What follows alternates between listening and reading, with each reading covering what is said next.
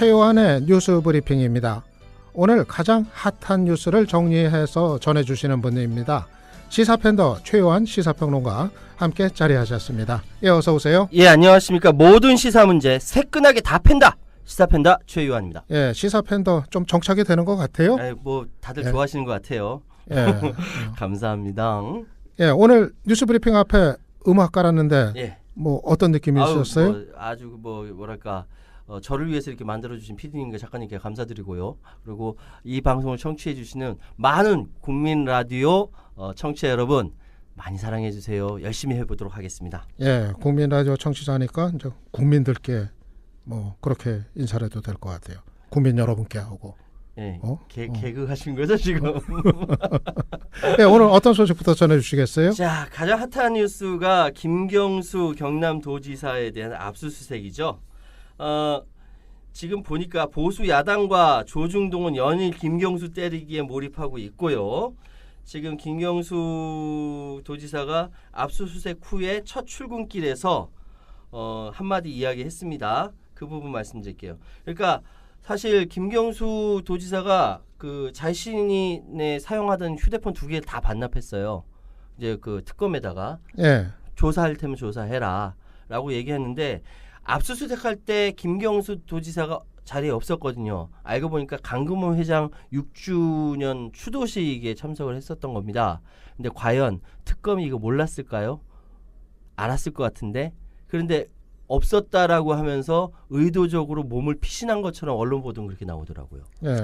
그러니까 어쨌든 이 상황에서 그러니까 김경수 도지사한테 혐의 드루킹과의 공범이라고 이야기하고 선관위 이 선거법 위반 혐의가 있다라고 언론에서는 이야기가 나옵니다. 근데 이건 어디서 나왔을까? 추정컨대 언론 플레이라고 생각이 되고요. 그런데 실제로 그 압수수색 영장에 공범이라고 적시가 됐다고 보도가 나오던데. 예, 그게 그 공범이다라고 특검에서 그렇게 바라보고 있는 것이죠. 예, 특검이 그렇게 이제 보고 있는 거죠. 바라보고 있는 것이고요. 그래서 일단은 그 과정에서 압수수색을 해서 업무일지와 컴퓨터 하드디스크를 확보했다. 그리고 오후에 상경한 김 지사가 휴대전화 2대를 특검에 자진 제출했고 특검은 조만간 소환조사하겠다. 김 지사는 그래 소환조사하게 되면 내가 당당하게 응하겠다라고 이야기를 했습니다. 그러니까 댓글 조작 공범 혐의가 적시됐고 공직선거법 위반 혐의도 적용됐다고 합니다. 만약에 이 부분이 나중에 그러니까 실제로 선거법 공직선거법 위반 혐의가 적용이 된다라고 한다면은 조사의 결과로 그렇게 나온다고 한다면은 이 문제는 굉장히 복잡해지는데 문제는 뭐냐면은 김경수 도지사 이야기대로 1개월 된 사무실 남아 있을 것 같지도 않은데 그걸 사무실 뒤졌거든요. 그러니까 당연히 김경수 도지사 입장에서는 망신주기다라고 이야기할 수밖에 없는 것이고. 그런데 어제 많은 분들이 질문하던 게 저거예요. 제일들 궁금해들 하시는 게 어쨌든 간에 특검이 압수수색 영장까지 법원에 의해서 발부받았고 그리고 김경수 현직 지사인데 저렇게 이제 정조준하고 뭐 소환 얘기까지 나오고 그러면은 특검이 그냥 그럴 수는 없는 거 아니냐. 그렇죠. 뭔가 새로 포착한 혐의와 관련된 부분이 있게 저런 거 아니냐. 그러니까 김경수 지사가 정말 무사할 건가? 이 질문들을 많이 하시거든요. 무사할지 무사하지 않을지는 나중에 조사해보면 알 것 같고요. 지금까지 특검을 비롯한 여러 가지 조사를 통해서 드러나지 않은 문제가 드러나서 혐의로 적용되는 부분도 있었지만은 지금까지 그렇게 되지 않고 그냥 뭐랄까 뜬구름 잡기식의 조사가 한두 개가 아니거든요. 그래서 지금 상황에서는 실제로 조사 들어가 봐야 알 것 같다라고 말씀을 드릴 수밖에 없습니다. 실제로 지금 김경수 도지사는 이야기하기를 오사카 영사에 대해서 드루킹으로부터 먼저 제안한 사실은 전혀 아니다라고 부인을 하고 있거든요. 이 부분은 나중에 조사해봐야 알 것 같고요. 한 가지 더, 왜 이렇게 보수야당과 조중동이 연일 특검이 조사하는 것까지는 인정한다 하더라도 계속 때리기 하거든요. 우리 유창선 박사님도 지금 어디 이렇게 나가게 되면은 이제 뭐 프로그램 텔레비전 토론 프로그램에 나가게 되면은 빠지지 않는 것이 김경수 주재 아젠다 아니겠습니까? 네. 어제도 그랬어요. 어제도 그러셨어요? 네, 어디 종편 갔더니 제일 첫 꼭지가 김경수 얘기부터 시작을 해요. 왜 그럴까? 그런 생각을 한번 해봤어요. 제 생각에는 현재 혐의가 있는 부분이기 때문에 그렇다라는 건 당연한 것이겠지만 그럼에도 불구하고 좀 무리하게 이야기하는 것은 초장의 싹을 잘라버리자라는 의도가 있지 않을까. 계속적으로 상처 입히는 것이 취미인 사람들인 것 같아요. 예. 그렇게 당한 게 한두 가지가 아니니까. 예, 근데 여기까지 갔으면은 예. 소환 조사도 임박한 거로 뭐 봐야 되지 않을까요? 주말에 소환 조사한다고 합니다. 그러니까 내일이나 모레 소환 조사를 할 것 같고요. 여기에 대해서 김 도지사도 뭐 응하겠다라고 얘기했으니까요. 그런데 이 부분이 나중에 어떻게 될지는 좀 더 두고 봐야 될 것 같아요. 예. 그러니까 계속 자유한국당과 바른미래당이 이 문제를 계속 키울 전략적인 그 문제를 키워간다라는 전략을 내비치고 있기 때문에 이건 좀 더 두고 봐야 될 것 같습니다. 아마 그 소환 조사하면은 뭐 영장 청구까지 갈 가능성도 뭐 클 거고 그러면 이제 법원이 예. 어떻게 판단할 건가 뭐 그런 게 또 지켜볼 일일 것 같아요. 그렇습니다. 예. 그리고 그다음 소식 어떤 거 있죠? 자, 국방부 기무사 개혁위원회 드디어 어제 개혁안을 확정을 하고 그다음 이제 발표를 했습니다. 장윤달 위원장이 발표했는데요. 세 가지 안을 제가 저번에 말씀드렸던 대로 세 가지 안 그대로 나왔네요. 기무사가 측에서 희망하는 안, 존치하는 거, 현 기무사령부 체제를 유지하면서 근본적 혁신을 하겠다. 이게 근본적 혁신이 될런지 모르겠습니다. 그래서 몇 가지 이야기를 하죠. 이 세 가지 안 모두 다 인원 축소, 30% 이상 인원 축소되는 거는 공통입니다. 그래서 장군이 9명인데 서너 명이 줄어들고 그리고 60단위 601 부대, 600 부대 뭐 이런 거 있었거든요. 이거 전면적으로 폐지한다. 옥상옥이라고 이야기했던 거. 이건 공통입니다. 첫 번째는 이렇게 존치하면서 근본적 혁신을 이룬다라는 것이고요. 두 번째로는 위원회에서 대다수 찬성 아니라는데 국방부 안으로 흡수하는 겁니다. 국방부 본부화라고 이야기하죠. 기무사 간판 완전히 교체하는 것이다라는 두 번째 안. 세 번째 안은 병무청과 같이 외청화. 정부 조직인 외청의 형태로 창설한다라는 것입니다. 이 부분은 채택 가능성이 희박하다고 하는데 어쨌든 기타 공고안으로는 기무사령관의 대통령에 대한 독대보고 행위 금지 그리고 현역 군인들의 사생활 첩보 수집 동향 관찰 금지가 나왔습니다. 이만큼만 나온 것도 좀 전 약하다고 생각해요. 완전히 해체해도 상관없다고 생각하는데 어쨌든 기무사 존치 근거는 대통령령과 기무사령에 의해서 가능하기 때문에 이 자체를 폐지한다는 건 기무사를 없앤다는 것이기 때문에 그 다음 새로 만든다는 것이죠. 제가 생각하는 거는 지금까지 있었던 기무사에 근무했던 사람들을 싹 다 물갈이했으면 좋겠다. 개인적으로 그런 소망을 갖고 있습니다. 그러면 1, 2, 3안 가지고 그다음에 이제 누가 결정을 하는 이 거예요? 부분을 국방부 장관한테 보고를 한 거예요. 보고한 거고 국방부 장관이 이거를 취합해서 다음 주에 대통령한테 다시 정식으로 보고를 하는 그러면 것이죠. 대통령이 그렇죠. 1, 2, 3안 가운데 통해서 결정을 하는 거네요. 결정하는 거죠. 그리고 특별수사단이 계엄 시행 준비 파일 확인했다 이런 보도가 나왔는데 어떤 내용인 거예요? 이게 그러니까 그 이전에 문건을 작성을 주소했던 그 기무사 인사들이 만약에 사태에 대비해서 계엄의 법적 절차를 검토해본 문건일 뿐이다라고 얘기를 했었거든요. 그런데 그것이 아니라 실제로 USB 안에는 수백 개 있는 파일을 복구해서 삭제됐던 흔적을 다시 이렇게 복구해서 확인을 해봤더니 기가 막힌 이야기가 나온 겁니다. 충격적인데요. 계엄 시행 준비, 실제로 계엄을 하려고 준비를 했던 것이죠. 그래서 그 계엄문 작성 TF를 비밀리에 운영했고 이거를 이름을 전혀 모르게 미래 방첩 업무 발전 방안 TF라는 엉뚱한 이름을 갖다 붙인 겁니다. 자, 국방부에는요, 정부에서 쓰는 그 인트라넷 망 말고 국방부만 쓰는 망이 따로 있고요.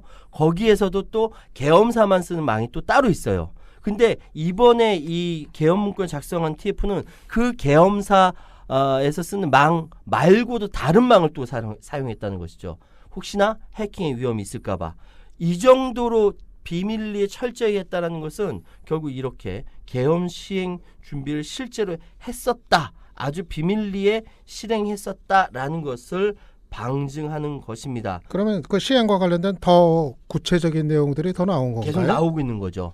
지금 계속 그러니까 수백 개 파일을 계속 검토하고 있는 것이고 이 상황에서 그 윗선을 계속 치고 있는 것이거든요. 그러니까 결국은 한민구 국방부 장관이라든지 계속 조사하면서 새로운 내용이 나올 것으로 기대합니다. 예. 그리고 다른 소식 알아보죠. 우리 정부가 비핵화 협상 또 종전선언 추진 이거를 위해서 패키지 중재안 마련에 나섰다고요. 예, 미국의 입장은요. 비핵화의 진전 없이는 종전선언 불가하다. 이건 미국의 여야를 떠나서 조야까지 모두 다 같은 입장입니다. 그런데 북한은 미국이 종전선언으로 체제 보장을 해줘야 비핵화에 나서겠다 이런 입장을 가지고 있는 겁니다. 그러니까 지금 비핵화 협상에서 한 발자국도 나가지 못하고 있는 거거든요. 사실 7월 27일이 종전 기념일이기 때문에 이때 뭐 나오는 거 아니냐라는 기대를 했던 것도 지금까지 비핵화 협상 상황을 보아가면서 이야기했던 것이 그게 안 됐습니다. 그러니까 우리 정부로서는 어떻게 해야 되느냐? 이 양쪽을 절충을 시킬 수밖에 없는 거죠. 일단 북한이 미국의 비핵화 일정표나 최소한 ICBM, 그러니까 대륙간 탄도미사일 폐기 시간표를 미국한테 안겨주고 미국은 또 북한의 단계별 비핵화에 따른 보상 로드맵을 공개하는 이 방안이 유력하다고 합니다. 이거를 양쪽에서 절충안을 마련하고 접목을 시키는 게 우리 정부의 역할이라고 생각해서 종전선언을 한다 하면은 종전선언 명칭도 한반도 비핵화와 종전을 위한 선언 이런 식으로 진행한다는 거예요. 여기에 또 하나 변수는 중국입니다. 중국도 여기 그 종전선언에 들어간다고 하니까 굉장히 이렇게 복잡해질 수 있는데 그래서 사실 지금 8월 말에 제3차 남북 정상회담이 있을 것이다라는 이야기도 있었어요. 그러니까 모멘텀 하나의 돌파구를 마련한다는 차원의 아이디어가 나왔던 것 같습니다. 근데 그 사이에 여러 가지 과정의 변화가 있겠죠. 그걸 보면서 정리가 될 것이다 말씀드리겠습니다. 예, 트럼프 대통령도 김정은 위원장 뭐 다시 만나기를 기대한다 얘기를 해서 언제 다시 또 두 사람 만날지도 지금 관심사인 것 같아요. 그렇습니다. 그리고 BMW 어제 또 불이 났어요. 그래서 1일 1불 하루에 한 번씩 불난다 이런 얘기까지 지금 듣고 있는데 이거 왜 자꾸 이런 거죠? 이거 국민 안전을 위해서 특단의 조치가 있어야 되는데 지금까지 특히 BMW 520D에서 계속 불이 났습니다. 그래서 우리나라 지금 지금까지 29대가 전소가 됐어요. 불이 나서. 그런데 지금 이 BMW에 대해서 문제가 있다라고 하는 부분이 어디냐면은 그 자동차 부분에 배기가스 재순환 장치 결함이라고 이야기가 됐었거든요. 네. 이 얘기가 아닐 수 있다. 왜냐하면은 지난번에 지금 한 달 전 정도 됐는데 BMW 520D가 아니라 BMW 미니가 서울시내 한복판에 똑같이 불이 났어요. 예. 어느 게 더 좋은 거예요? 그러니까 둘 다 좋은 차예요. 둘 다 좋은 전 차인데. BMW 안 타봐서 못 타봐서. 근데 BMW 미니는 가솔린 엔진입니다. 그러니까 배기가스 재순환 장치가 없어요. 그럼 지금까지 배기가스 재순환 장치 EGR에 원인이 있다라고 이야기했던 그 가설이 다 틀려버린 겁니다. 예. 그럼 뭐냐? 지금 자동차 명장들이 굉장히 여러 가지 이야기를 합니다. 그러니까 엔진 오일이나 연료가 비정상적으로 누설되거나 순환했다. 연료 호스 부품에서 문제가 발생했을 가능성이 있다. 등등등의 이야기를 하고 있는데 그럼에도 불구하고 왜 이 BMW가 한국에서 이렇게 집중적으로 화재가 나는지에 대해서 합리적 설명이 안 됩니다. 그래요? 우리나라에서만 화재가 계속 나는 거예요? 우리나라에 특히 많이 나오고 있다고 예. 합니다. 그러니까 외국도 화재가 났겠죠? 알려지지 않아서 그렇지. 그런데 이렇게 많이 나는 경우가 없어요. 지금 상황이 전 세계적으로. BMW는 전 세계에서 굉장히 유명하고 좋은 차예요. 예. 근데 이 차가 왜 한국에서 유독 이렇게 화재가 나는가? 그래서 추측을 해보자니 제가 언젠가 한번 뉴스에 한 기억이 있는데 예전에 아우디에서 불법 소프트웨어 장착했던 기억 나시죠? 아우디에서 한국의 환경부가 배기가스에 대해서 굉장히 엄격합니다. 그것을 조작을 위해서 아우디에서 소프트웨어를 불법 장착해서 조작을 했어요. 네. 그게 탈이 났던 거거든요. 네. 혹시나 BMW에서 이 배기가스 때문에 불법 소프트웨어를 그 아우디처럼 조작한 거 아니야? 이런 생각이 나더라고요. 네. 또 이렇게 추측을 하는 전문가들도 있습니다. 네. 예, 그렇기 때문에 이번에 리콜을 지금 하느라고 난리가 났대요. BMW 네. 지금 막 뭐 리콜하고 막 이거 뭐 부품 교체하고 부품도 모자라서 막 난리가 났는데 이 부분이 교체하고 나서 또 화재가 난다라고 한다면 이건 정말 문제가 되는 거죠. 예. 그 아마- BMW 본사에서 확실하게 한국에 대해 책임져야 되는 거야. 한국 왜 소비자들만이 봉이야? 좀 화나는 부분 아닙니까? 예. 아무튼 좀 국토부가 더 좀 꼼꼼하게 이거 왜 이런 건지 좀 제대로 좀 규명을 해줘야 될 것 같네요. 예, 그렇습니다. 그리고 트럼프 미국 대통령이 김정은 위원장한테 친서받았다고 백악관이 공개했어요. 그렇습니다. 아까 이제 말씀드렸던 거 연계되는 것인데 AP통신하고 로이터 통신이 외신을 통해서 보도했습니다. 물론 세라 샌더스 백악관 대변인이 이 부분에 대해서 설명을 했죠. 일단은 트럼프 대통령이 이 김정은 위원장에게 고맙다 사의를 표하면서 당신의 좋은 서한, 영문으로 나이스 레터라고 되어 있습니다. 이것에 감사한다. 곧 보게 되기를 희망한다. 이거 2차 북미 정상회담 얘기하는 거 아니야? 라고 하면서 사람들이 귀가 번쩍 뛰었죠. 지금 미군 유해 55구를 미국 측에 북이 인도를 했습니다. 그리고 하와이 미 공군기지에서 마이크 펜스 부통령 등이 참석한 가운데 유해 봉환식이 엄수됐어요. 그러니까 미국은 이렇게 외국에서 전사한 군인들의 유해를 가져와서 이렇게 봉환식을 하는 이걸 굉장히 귀중하게 생각하는 나라거든요.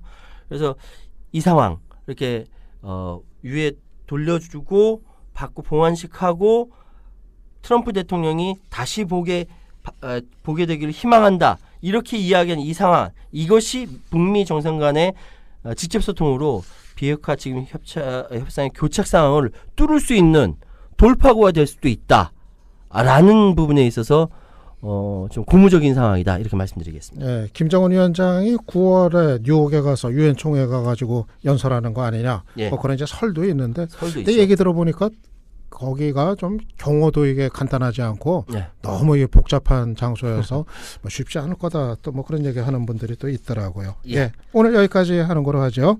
예, 오늘 최요한 시사평론가 감사했습니다. 예, 감사합니다. 예, 지금까지 뉴스브리핑이었습니다.